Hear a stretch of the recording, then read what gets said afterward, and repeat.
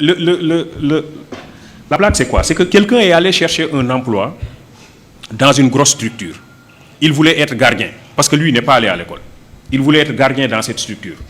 Il s'est présenté au directeur des ressources humaines, qui lui dit: est-ce que tu as une adresse mail pour qu'on vous envoie le dossier à fournir?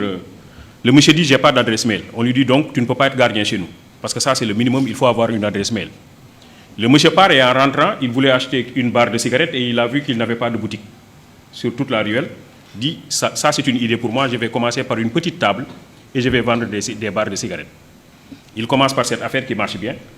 Après, il vend des journaux, après des crédits téléphoniques, après il installe une boutique et après il a un grand domaine commercial. Et un master en comptabilité est venu le voir pour être recruté dans son entreprise. Alors, et le monsieur lui dit: moi je suis titulaire d'un master en comptabilité, je veux être recruté dans ton entreprise. Je veux que tu me donnes ton adresse mail, et comme ça, une fois à la maison, je t'envoie tout mon dossier dans ton adresse mail, dans ta boîte mail. Et le monsieur lui dit: j'ai pas d'adresse mail. Il dit: toi, tu n'as pas d'adresse mail et tu es propriétaire de ce grand domaine commercial. Si tu avais une adresse mail, tu serais le plus grand opérateur économique du monde. Il lui dit: si j'avais une adresse mail, je serais gardien. En réalité, ce que je vous dis, c'est que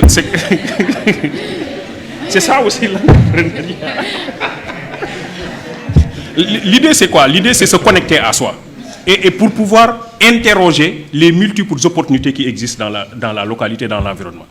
Nous avons un système de formation qui nous déconnecte de notre environnement et qui nous déconnecte de nous-mêmes. Parce que justement, l'école que nous avons héritée de la colonisation développe des curricula qui ne nous réconcilient pas toujours avec nous-mêmes. Et qui, pire, développe un complexe d'infériorité par rapport à l'autre. M. Diop parlait tantôt du benchmarking pour aller chercher chez les autres des choses qu'ils font et qui ne sont pas toujours adaptées à nos propres problèmes. En réalité, c'est cela aussi, c'est ce complexe d'infériorité. Les autres font